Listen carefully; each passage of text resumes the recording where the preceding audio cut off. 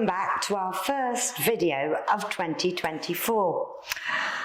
You'll see we've started with the good, the bad and the ugly, and I'm afraid that's a bit what 2023 was like. But it's taught us a couple of things. One is to seize the day. And the second thing, which is most definitely not my New Year's resolution, is I'm not quite getting rid of this yet. But there we go. So let's take you through 2023. Bit of a difficult year, as I've said.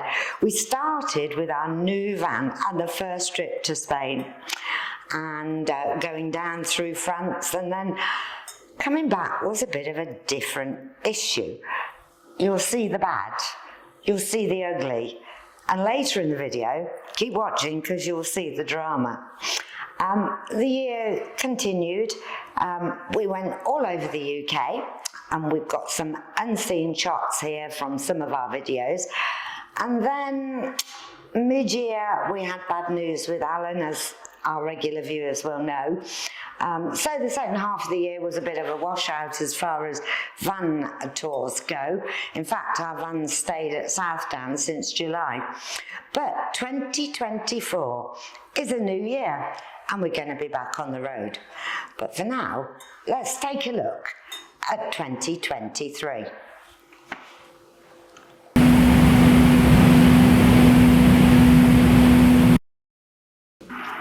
So we got on the boat at Portsmouth. We had to go via San Malo, and we drove down through France to northern Spain, stopped at some nice airs along the way, and we then drove down to Benidorm. We'd never been before, and we were quite keen to see it, and it was great. There's the campsite, very nice campsite, quite what we expected actually, although Benidorm wasn't. It was lively, it was really good, and you never tire of those views.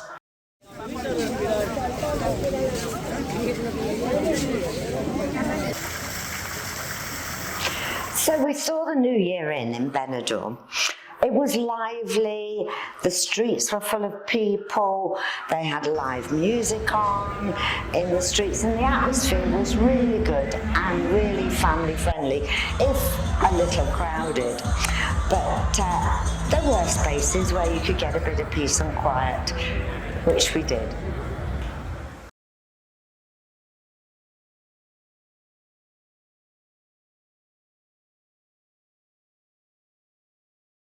So we headed south, and we bumped into this little fella, a hoopoo, and we explored a fair bit. Garrettier, we met up with some friends, Steve and Mally, that we met a couple of years ago before COVID, when we were in our Contiki. Nice sights, and another nice air right by Marina, which was really good. That's with all the facilities. So after the south of Spain, the weather wasn't looking so brilliant, so we headed back up north again. Believe it or not, we went to Benidorm again. Then we went to an air in Nereus. You'll see those planes there. It's, there were aerobatics planes all the time. Eventually, we headed north, and we were going straight through the middle, and we went to a number of places in the mountains, which are absolutely beautiful, although the temperature was dropping all the time. But it was so clear and beautiful, and this was an amazing sight. And then we went to the magical city, medieval city of Carthago. That was quite an eye-opener. UNESCO World Heritage Site, absolutely stunning. And we were well on our way at this stage. Only one more stop to go at Burgos before we headed to our last night near Santander before getting the ferry. I'm going to have to turn my back on this now because this sends shivers down my spine. But I'll tell you the story. We had a wonderful time, and we were so close. We'd had our last but one night at Burgos, which is a nice site. And very convenient. It's about 100 miles, perhaps just under, from there to Santander, where we were to catch the ferry. And we were catching the ferry around midday on the Saturday, so we'd got just one further night. We left Burgos, everything great, as I said, but we didn't actually make it to Santander, and we were going to, I can't remember the name, it's the Elephant Hair, anyway, there's an elephant park there. So we went into limp mode, and the lights were on, giving us an AdBlue low indication. Well, we'd never had a vehicle with AdBlue before, but we'd been quite meticulous about topping it up all the time we'd travelled through Spain, because it's quite easy, to be honest with you, in Spain. But handbook came out, as it always does in these cases, because there's flashing lights going over. And the van's only 2 months old, and we had been a bit concerned because the fuel consumption had been quite high and the power didn't seem to be quite there, but more of that later. Anyway, we went into limp mode. So we pulled off the motorway and we found this sort of pull-off, which was opposite a tile factory, I think it was. And there was one of those things that dispense road grip, which is just as well, to be honest, because it was freezing, it was snowing, it was cold and miserable. So we decided, according to the handbook, that what we had to do was it was something to do with the diesel particulate filter, and we had to do a regeneration. So we followed all of the instructions, and no better. So first call ever to Iveco roadside assist. Oh my God. First of hundreds, I have to say, over the ensuing week. But the first call, so be it. And they were going to be with us within 2 hours. So we waited. And we waited, and eventually they arrived, and the usual thing they do these days, not spanners and hammers, but computers, and they plugged in the computer and they did their type of regeneration. And they said, we're still not quite happy with it, so we'd like to take you back to the workshop and put it on the big computer in the workshop. So we'd got about 50 miles to do to get to their workshop, and we were following them. So we pulled down the slipway onto the motorway, and we went into mega limp mode, only 10 kilometres an hour this time. So we stopped, and they said that, well, they tried again to do the regeneration, and they said, look, we're just going to have to get a tow truck out. So there we were, on the side of the motorway again, and we were waiting for a tow truck. Well, flatbed is what we needed, really. In fact, that's what we expected. And it's getting dark, and about 2 hours further in, and it's snowing, and it's pretty miserable. But eventually, the tow truck turned up. But it was a big HGV tow truck, not a flatbed. And we were a bit concerned about this. It's one of those that has got like a big dolly that goes under the front wheels of the vehicle, and then they strap it to the tow truck, and then they tow you away. Of course, we've got automatic transmission, so we were very concerned. Problem number one is that they couldn't get the dolly under the front of the valance under the vehicle to be able to get us on it to start with. But then Alan came up with the bright idea of using the self-levelling legs to raise the vehicle. So we did that, got the vehicle on, and we made it perfectly plain to the tow truck guy that this was an automatic transmission.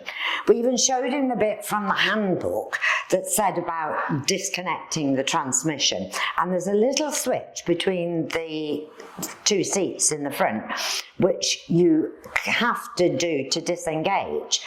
Now, that is only for getting it onto a flatbed. It's not for running with the vehicle towed.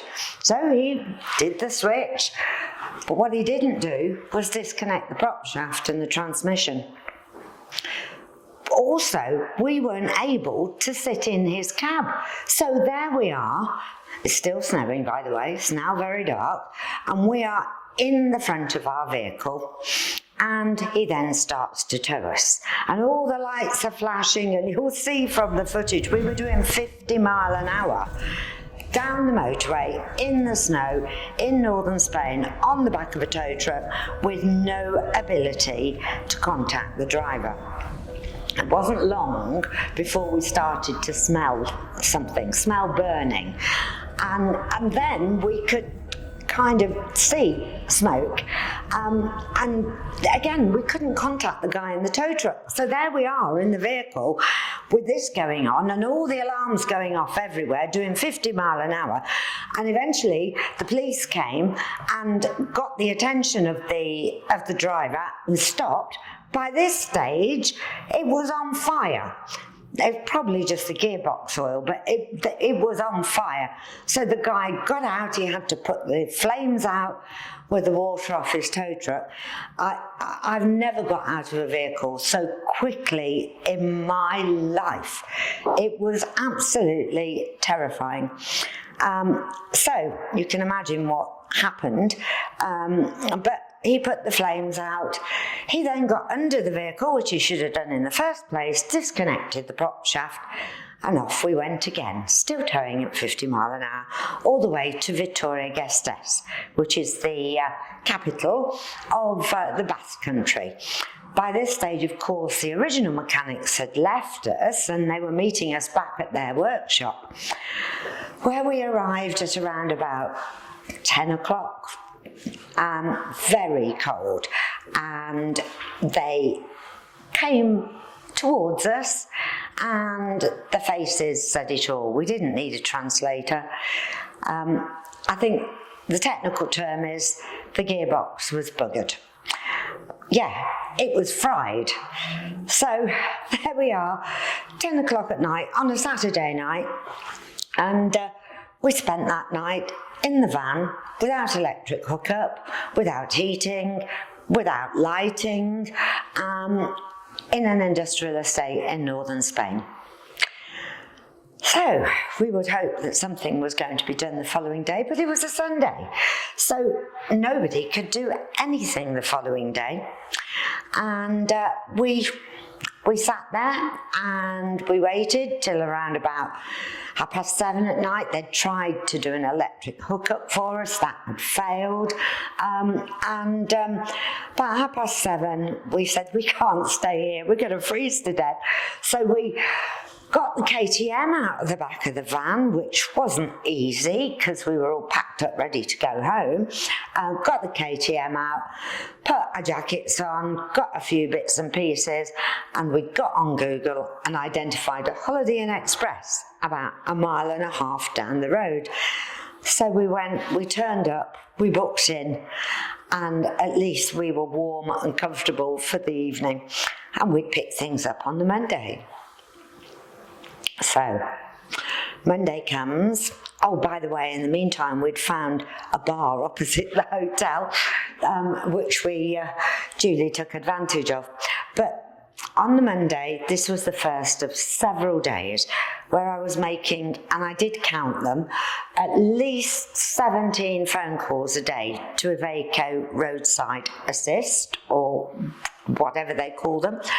And we were getting nowhere. And to cut a long story short, Alan was going down 2 or 3 times a day on the KTM trying to push them. I was on the phone to Roadside Assist. We had loads of assistance from our dealers, South Downs and Carthago, were trying to sort it for us as well. But at the end of the day, Iveco washed their hands of it and said it was an insurance claim, because even though they'd employed the tow truck driver, they said it was his fault. Well, clearly it was, but they were the ones that employed him, and they said we had to go through his insurance. And nobody would do anything until the insurance sent their loss adjuster out to have a look. We offered to pay up front just to get ourselves on the way. We ended up missing 2 ferries and having to rebook them, which was another expense. And eventually the loss adjuster came out and saw that it was a broken gearbox, but we still weren't getting anywhere because we hadn't had the okay to go ahead. So by the time we got to the Friday, I think it was, and the ferry was booked for lunchtime on the Sunday, Alan went down and said, look, I'll just pay you for it. We'll pay for having the gearbox done, but unless you get it out this afternoon, order it overnight from Madrid and get it in tomorrow, Saturday morning, then there's no way we are going to be able to make our ferry. And we were out of options. So they said, okay, but we want 10,000 euros and we want it within 15 minutes. Well, I wasn't with him. He rang me, I was back in the hotel. We did a quick bit of transfers on the internet, and we did have the 10,000 euros with them within the 15 minutes. And they did order the gearbox. They did get people to work over on the Friday and on the Saturday. And eventually, by 3 o'clock on the Saturday, we were waving goodbye to the Holiday Inn Express. We had managed to entertain ourselves during this long week of boredom and heartache and irritation, because the restaurant and bar opposite the hotel got to know us quite well. In fact, we used to go in there and they'd have the bottle of wine of Verdecchio, I think it was, we were drinking. They'd have it waiting for us on the bar. So there were some bright spots. So back to the story. We left Vittoria at around 3 o'clock on the Saturday afternoon, bound for our Elephant Air at Santander. After 10 miles, it all started all over again. We had the same AdBlue warnings, come on, went into limp mode, but we'd only got 10 miles, so we were still within Bumloy's area that they cover with their distributorship, or whatever you call it, their franchise.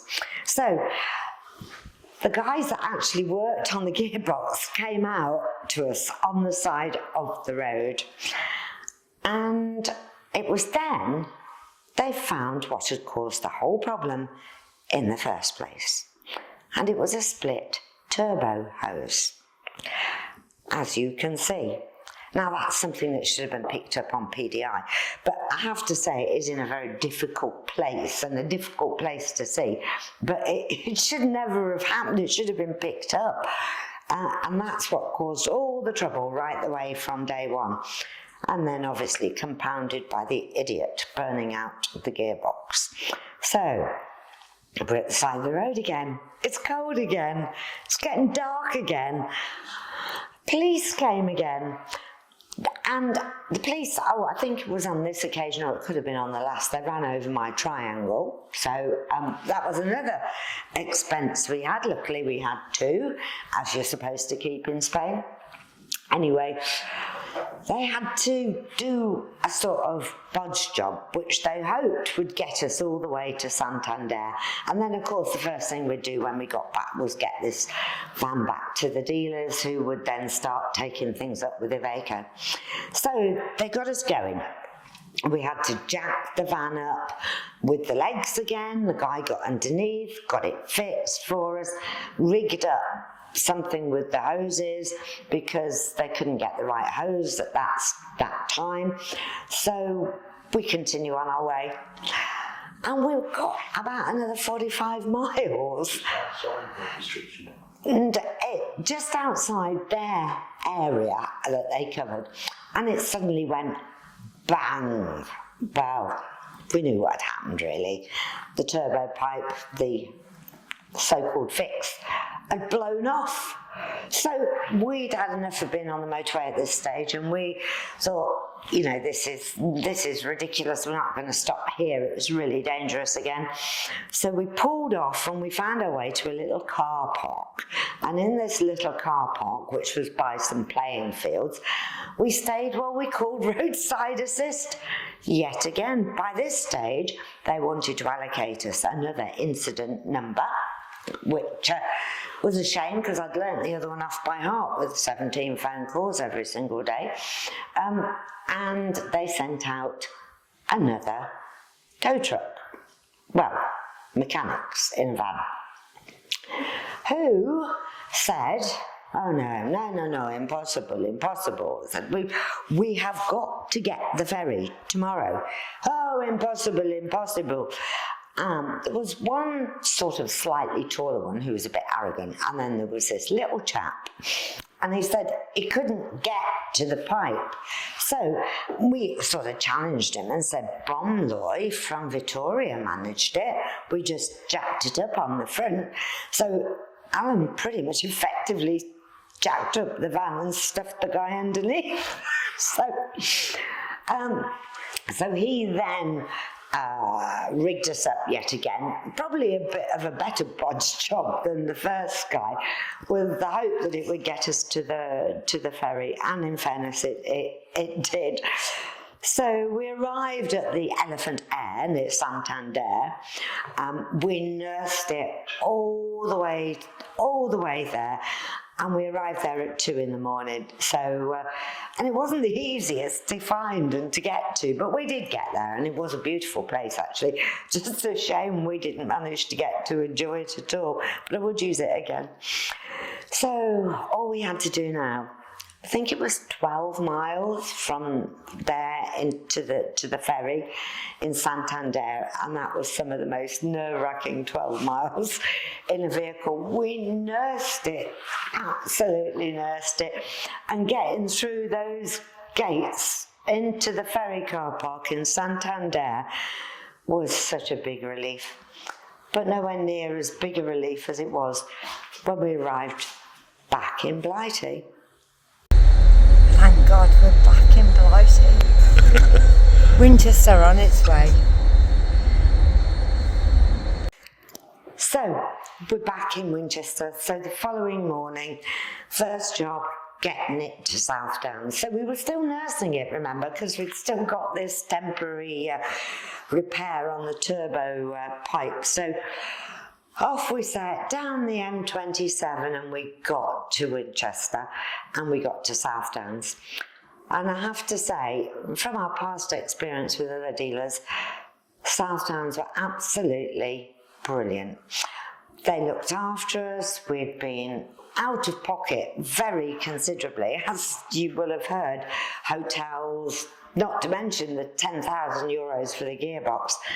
And they made sure pretty much instantly that we were not out of pocket.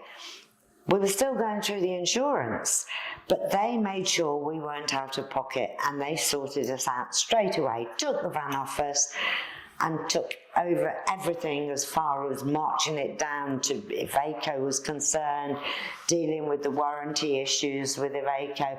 They were still at their highest director level, taking it up with Iveco UK, Carthago UK, Carthago in Germany, and not all the money came from South Downs either. Carthago waded in as well, so can't say enough about them actually. They were wonderful, and I have to say none of this is really a Carthago fault. It's Iveco, so wouldn't stop us buying another Carthago. Would we buy one on an Iveco chassis? Oh, I don't know. Maybe we had a Friday afternoon vehicle, but still, thoroughly recommend South Downs. So after all the drama of Spain, we were getting on with 2023, as we said, and we went to a number of places, some old, some new that we hadn't been to before, and we started off in Winchester, as we always do. It's very convenient for us when we come over on the ferry. The wardens there are lovely. It's a really good site.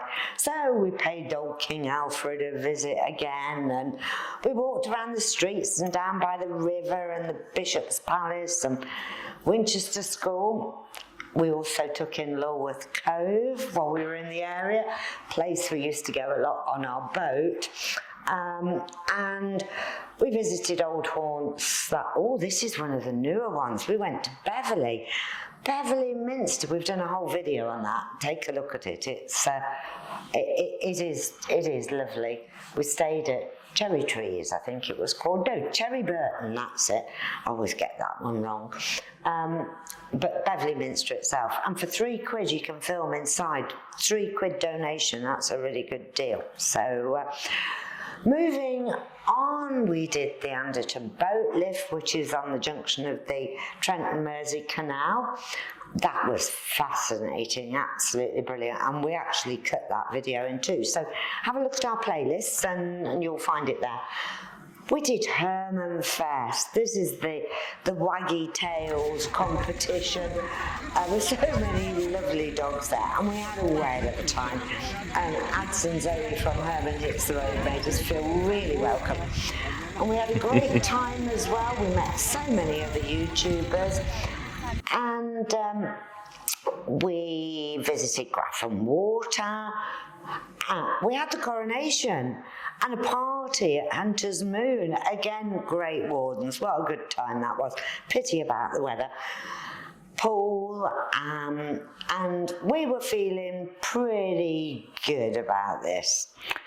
And then we got to May, and we got some bad news that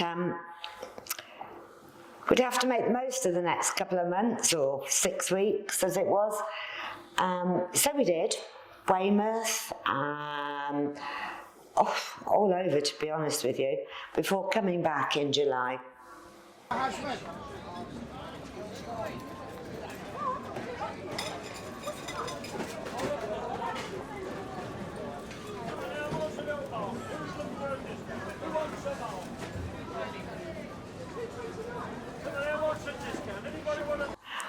Oh, we went to the nurseries as well.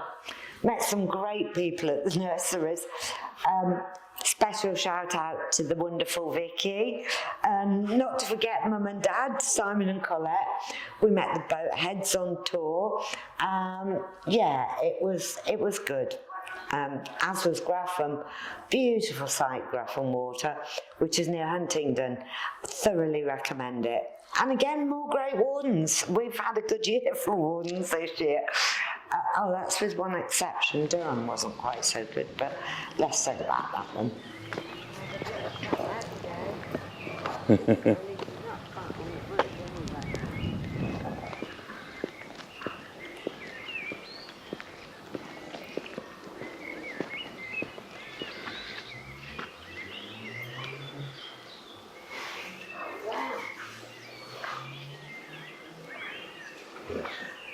Yeah.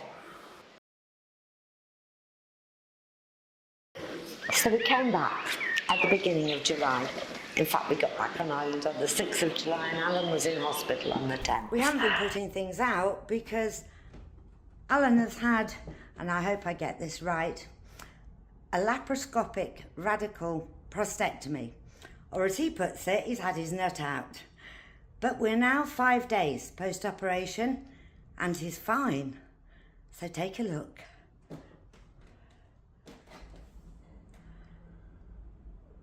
How you feeling, Alan? Great now. Excellent. Hi. You'll see he's got a few attachments that he didn't have before, but come Monday that comes off, so hopefully all will be well. So I guess you'd say the same as I would, Alan, get a PSA test? Definitely. Definitely. So, post-op, Alan was a little bit debilitated, quite a lot actually, so couldn't do very much. We certainly couldn't get back over to our van, although the van would have been fine. It was sort of getting there and with ferries or planes or what have you. So we decided that we'd make the most of Guernsey. And we saw some things in Guernsey that we hadn't really seen before. We have got a sort of Guernsey series, but to be honest, we didn't do too many of them. We've got loads of footage left of Guernsey, but we weren't getting that many views. It's a shame because it's such a lovely place. But if you would like to see more of the footage we took of Guernsey, we've got bits on military history and all sorts of things, goats, then let us know in the comments and we can always put something together and put something out. And we're still here for a while yet. Watch to the end and we'll tell you what our plans are for 2024. But we've got our first ferry booked and that's on the 20th of March, so really looking forward to that.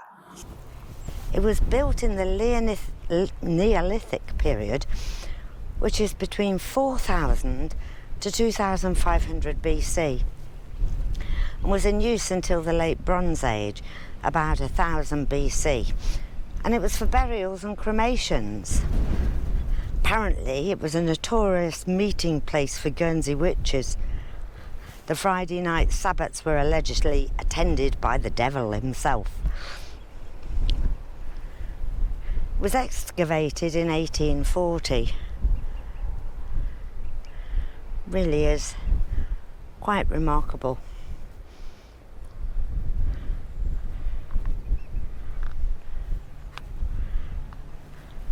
I'll take you inside as well. Hopefully there'll be enough light for you to see it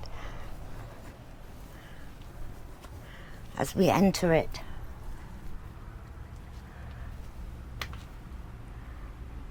And you can see how it's built.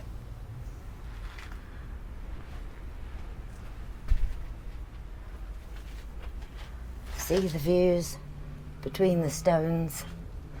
They are huge stones. And to think they've stood for so many centuries, millennia.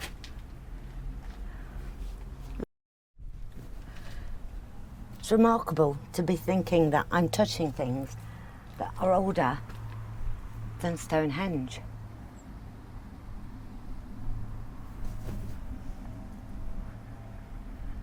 Amazing. Shows how long these islands have been inhabited. And there's my answer. It's in memory of Sir John Doyle. He was a governor of Guernsey between 1803 and 1815. This was erected in 1953 and it replaces the original monument from 1825, which was destroyed by the Germans in 1944 during the occupation of the island. They've certainly given him a memorial in a beautiful place.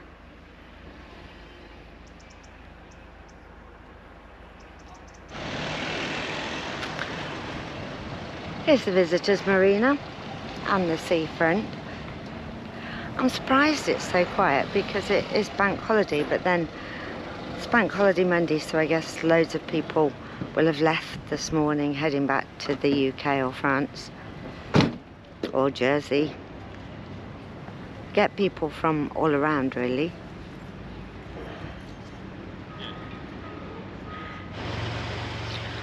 We're at the top of the town now. This is part of the old Government House Hotel, and as the name suggests, it was the governor's residence. Main Street, it is cobbled. I'm pleased I've got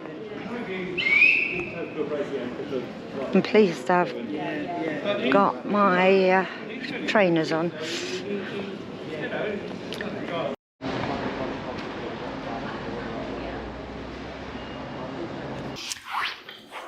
So, We've taken you through 2023, the highs, the lows, or as we've said, the good, the bad and the ugly. I suppose the biggest good is that Alan is clear of cancer. He did have a few complications post-op and he's not 100%, but he's damn well going to come away with us this year. As I say, I've got the ferry booked. There's no excuses.